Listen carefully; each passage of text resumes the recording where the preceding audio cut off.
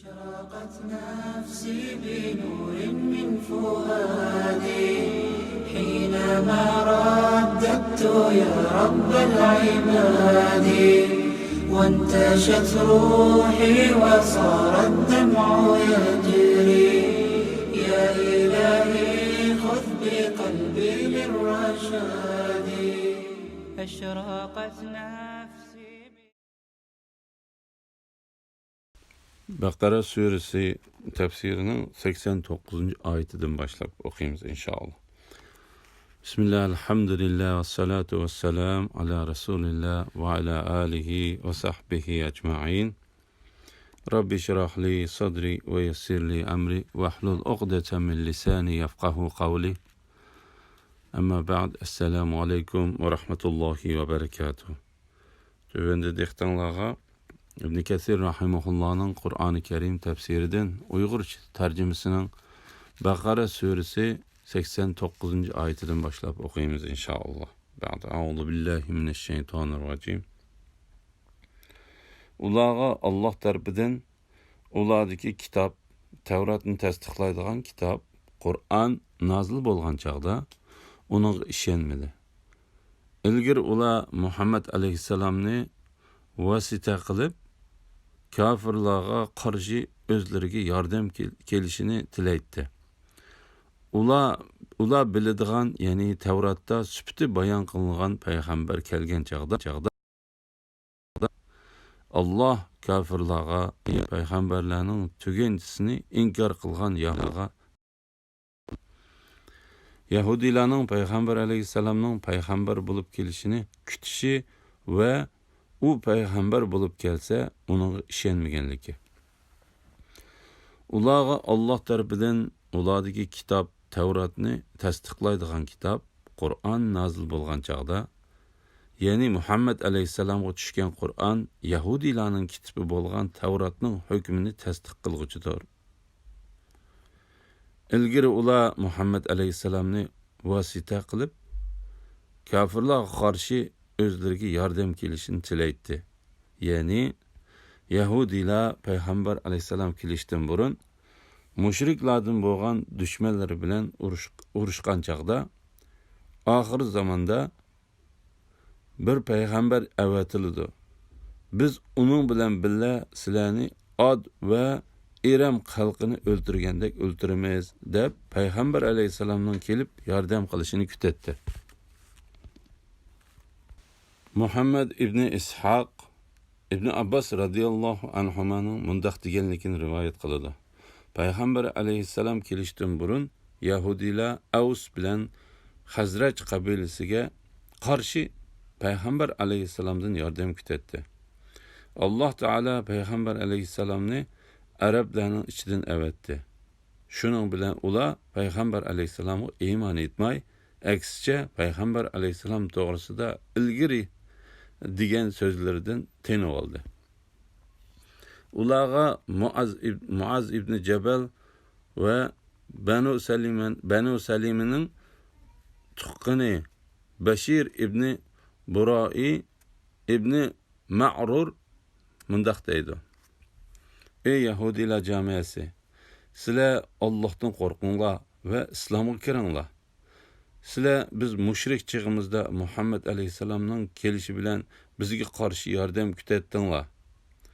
Uning payg'ambar bo'lib kelishidan bizga xabar beratdinglar va uning sifatlarini bayon qilib beratdinglar. Banu Nazirning tuqqani Salam ibn Mushkim degan Yahudi Muhammad alayhissalom biz biladigan narsani ilib kelmadi.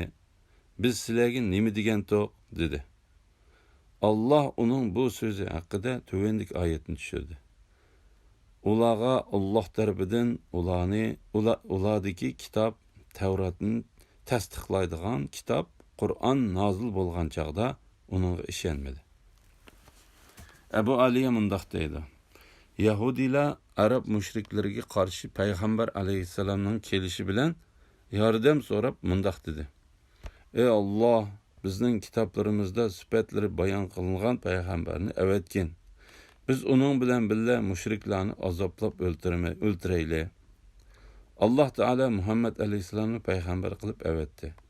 Ular onun özünün milletinin emasligini görüp, onun peygamber ekenligini bilip durup, Araplarga hasad qilib, uni iymon keltirmadi. Allah Teala bu haqda mundaq deydi. Ular biladigan, ya'ni Tavratda sifati bayon qilingan payg'ambar kelgan chaqda uni inkor qildi. Allah kafirlarga, ya'ni payg'ambarlarning tuganchisini inkor qilgan Yahudiylarga la'nat qildi.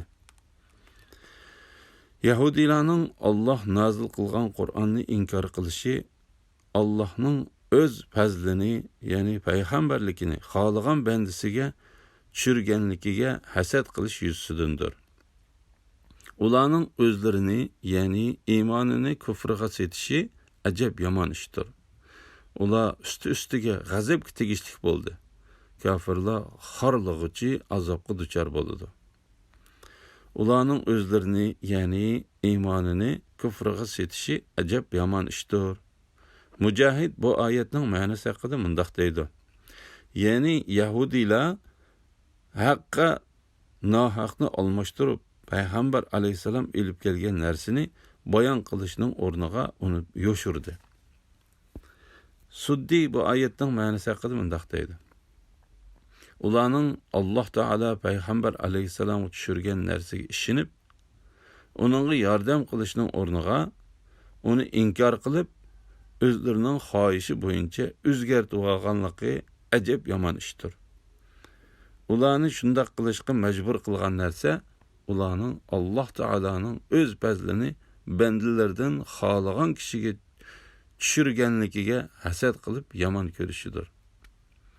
Ular ustiga g'azabga tegishlik bo'ldi. Kafirlar xorlig'ichi azobga duchor bo'ldi. Ibn Abbas radhiyallohu anhuma bu oyatning ma'nosi haqida mundaq deydi. Ularga g'azabning ustiga g'azab tegishlik bo'ldi. Ya'ni ular Tavratning ichidagi hukmlarni bekor qilib o'tganligi uchun Alloh taolo ularga bir qitim g'azab qildi. Ular avatgan payg'ambar Muhammad alayhisalomni inkor qilganligi uchun Alloh taolo ularga yana bir qitim g'azab qildi. Abu Aliya bu oyatning ma'nosi haqida mundaq deydi. Injil bilan Isa alayhisalomni inkor qilganlik uchun Alloh taolo ularga bir qitim g'azab qildi. Ondan payg'ambar alayhisalom bilan Qur'onni inkor qilganlik uchun Alloh taolo ularga yana bir qitim g'azab qildi. Bu oyatning ma'nosi haqida Ikrima va qatorliqlardan yuqoridek rivoyat qilindi. Kafirlar xorlig'ichi azobga duchor bo'ladi. Ya'ni ularning kafir bo'lib qolishining sababi hasad bilan bo'yintovlik qilishdir. Ular takabburlik sababidan ular dunyo va oxiratda eng xor qilg'uchi azob bilan azoblanadi.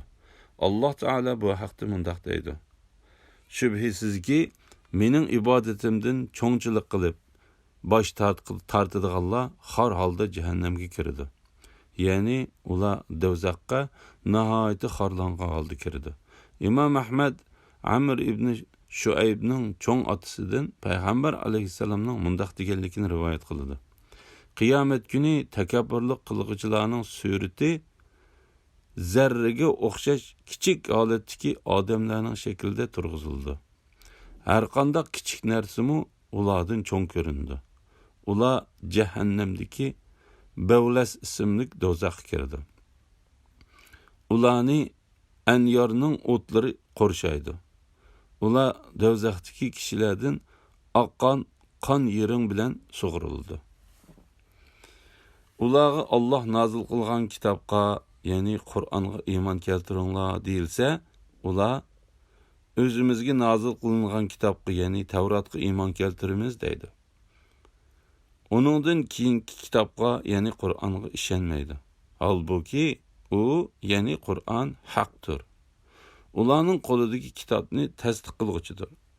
Ularga sizlar Tavratga ishonadigan bo'lsanglar, ilgari nima uchun Allohning payg'ambarlarini o'ltirdinglar degan. Musa sizlarga haqiqatan aniq mo'jizalarni keltirdi. Musa Tur tig'iga ketgandan keyin o'zinglarga zulm qilib, Muzayni ma'bud qilib oldinglar. Yahudiylarning haqiqatni inkor qilib turib, iymonni da'vo qilganligi. Ularga Allah nazil qilgan kitobga, ya'ni Qur'onga iymon keltiringlar deyilsa, ya'ni Yahudi, ahli kitob va uning o'xshashlariga Muhammad alayhisalom tushgan narsaga iymon keltiringlar. Uning ishinglar va uningga ergishinglar deyilsa, ular o'zimizga nazil qilingan kitobga, ya'ni Tavratga iymon keltiramiz deydi. Uningdan keyingi kitobga, ya'ni Qur'onga ishonmaydi. Halbuki ya'ni Qur'on haqdir. Ularning qo'lidagi kitobni tasdiq qilguchidir. Ya'ni biz Tavrat bilan Injilga iymon keltirsanglar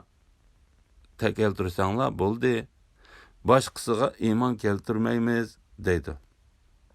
Biz Tavrat bilan Injilga iymon keltirsaklar bo'ldi. Boshqasiga iymon keltirmaymiz deydi.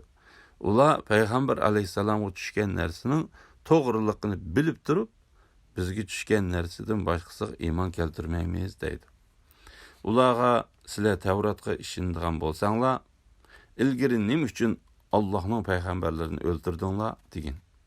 Ya'ni sizlar bizga tushgan narsaga iymon keltiramiz degan so'zinglarda rostchil bo'lsanglar, sizlar payg'ambarlikni biladigan, sizlarning qo'linglardagi Tavratni va uning hukmini tek amaldan qolmaganligini tasdiqlab, uning ichidagi hukmlar bilan hukm qilgan payg'ambarlarni nima uchun o'ldirsizlar? Sizlar ularni tarsoqlik, cho'ngchilik va haddidan eshish yuzasidan o'ldirdinglar. Sizlar o'z xohishinglar, ko'z qarashinglar va orzuyinglardan boshqasiga ergashmaysizlar. Alloh taolo bu haqda mundaq deydi. Har qachon biror payg'ambar ko'nglinglarga yoqmaydigan bir narsa ilib kelsa, takabburlik qilaveramsizlar. Bir qism payg'ambarlarni inkor qildinglar, yana bir qism payg'ambarlarni o'ldirdinglar. Ularga sizlar Tavratga ishonadigan bo'lsanglar, ilgari nima uchun Allohning payg'ambarlarini o'ldirdinglar degan. Suddi bu oyat haqida mundaq deydi. Alloh taolo bu oyat orqali ularning qilmishlarini aybladi. Musa sizlarga haqiqatan aniq mo'jizalarni keltirdi.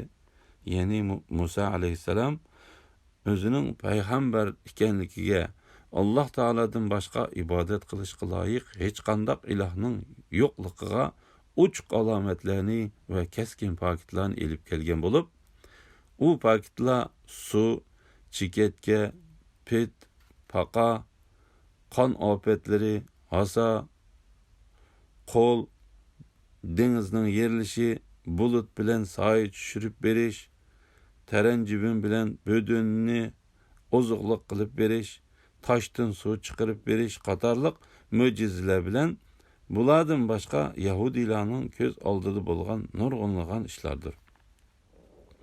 Musa Turtig'iga ketgandan keyin o'zinglarga zulm qilib, Muzayni ma'bud qilib oldinglar.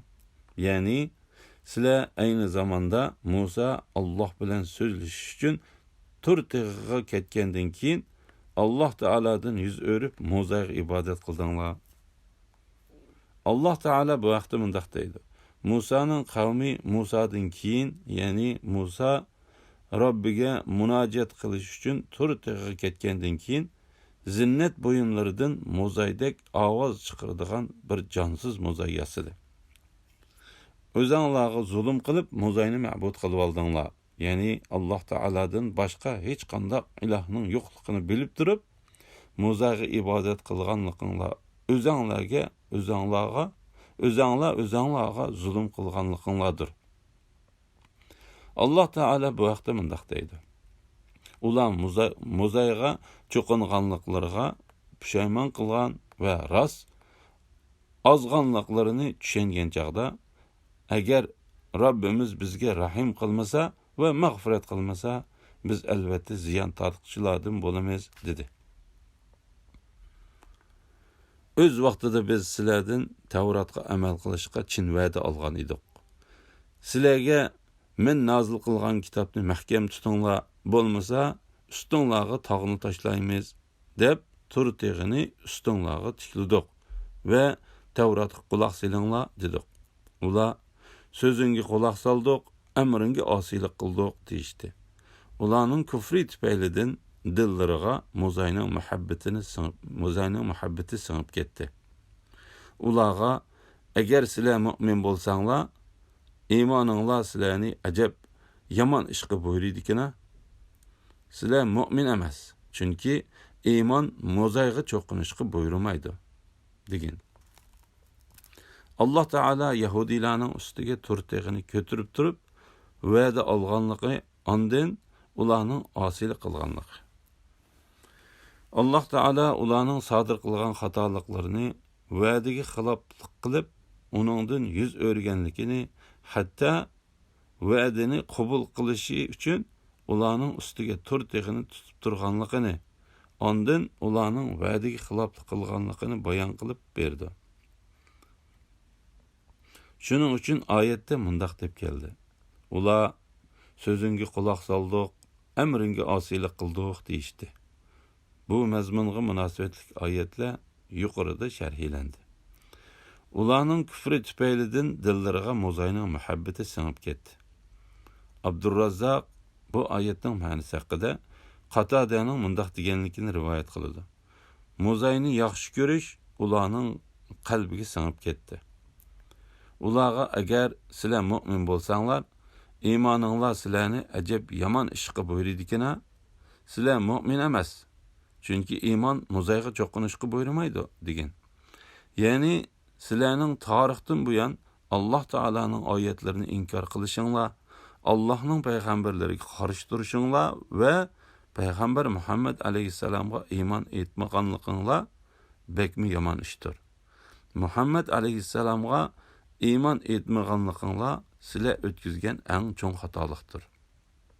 Chunki sizlar butun insoniyatga payg'ambar qilib avatilgan va butun payg'ambarlarning oxirgisi, eng kattasi bo'lgan payg'ambarga iymon keltirmadinglar.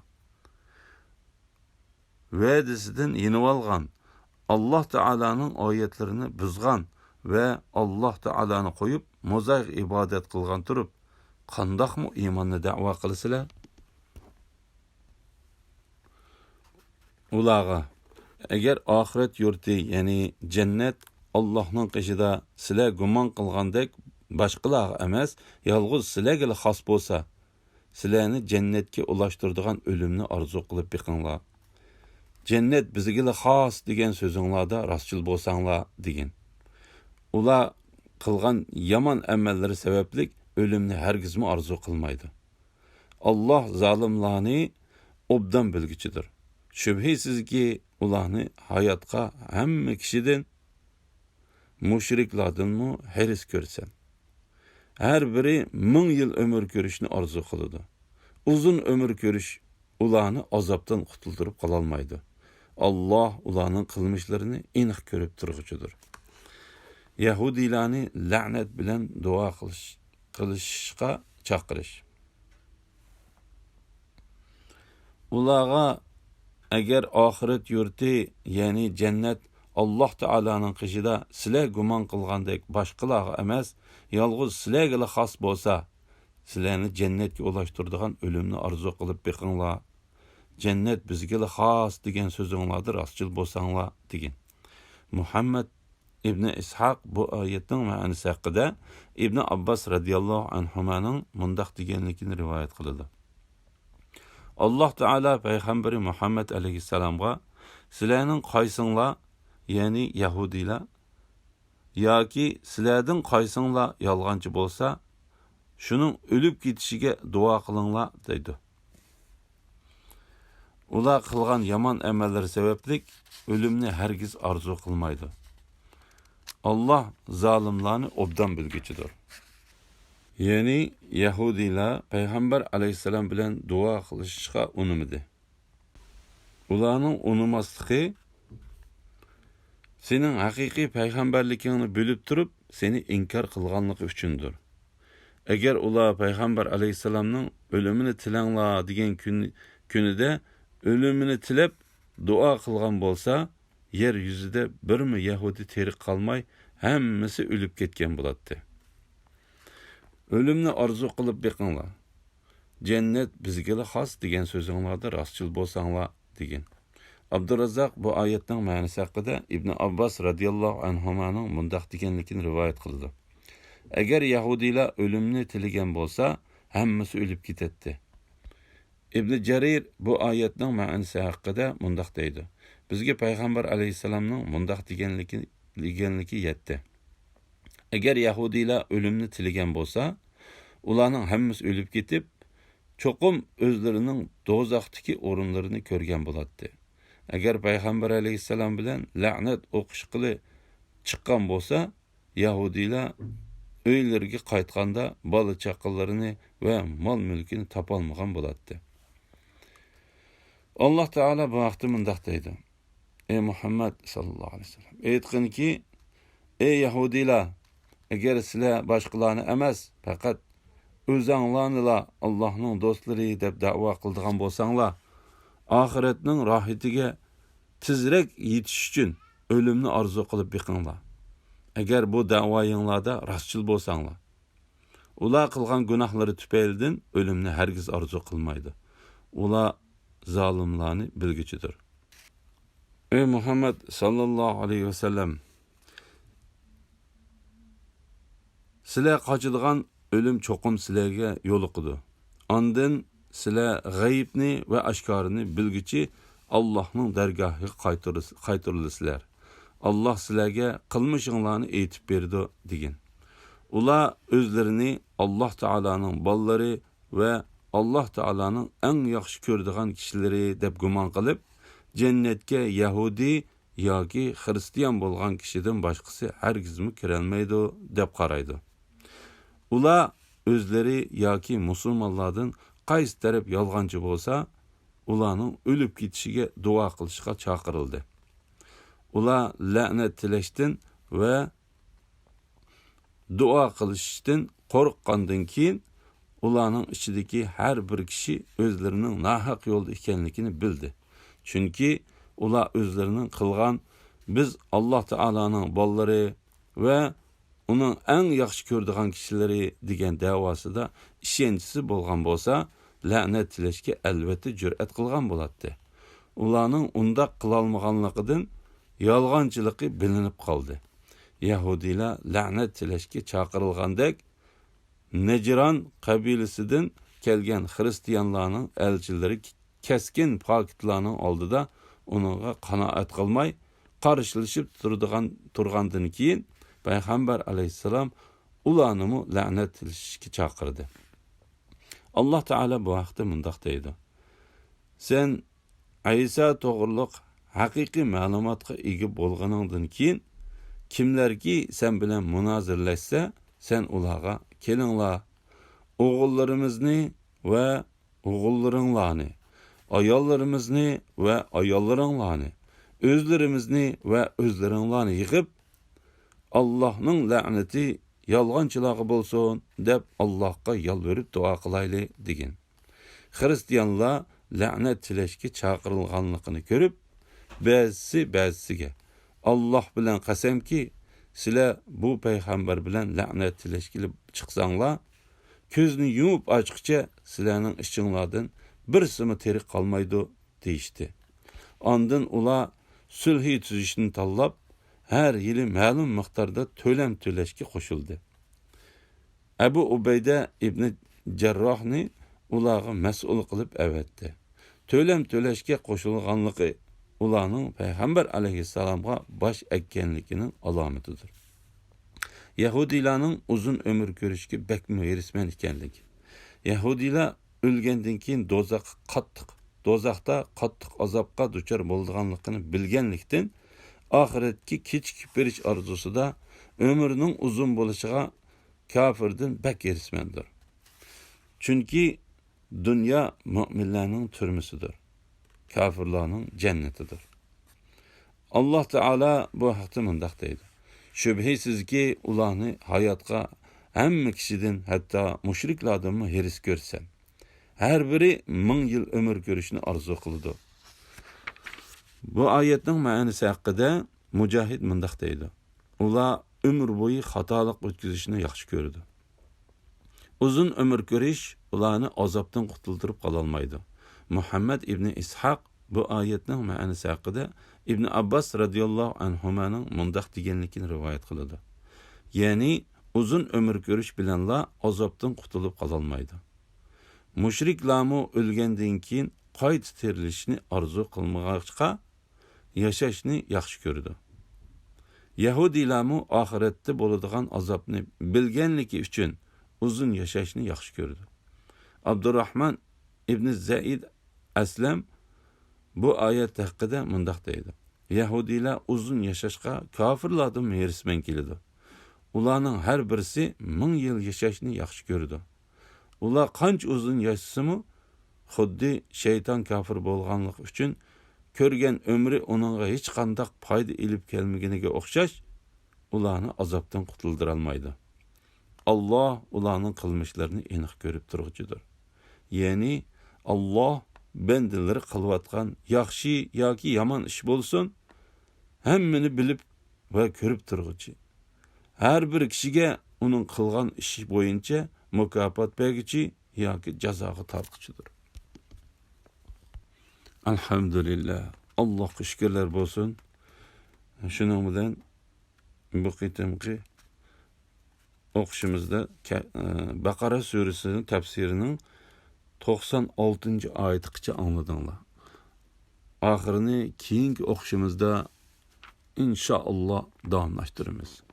Va oxiru da'vana valhamdulillahi robbil alamin. Assalomu alaykum va rahmatullohi va barakatuh.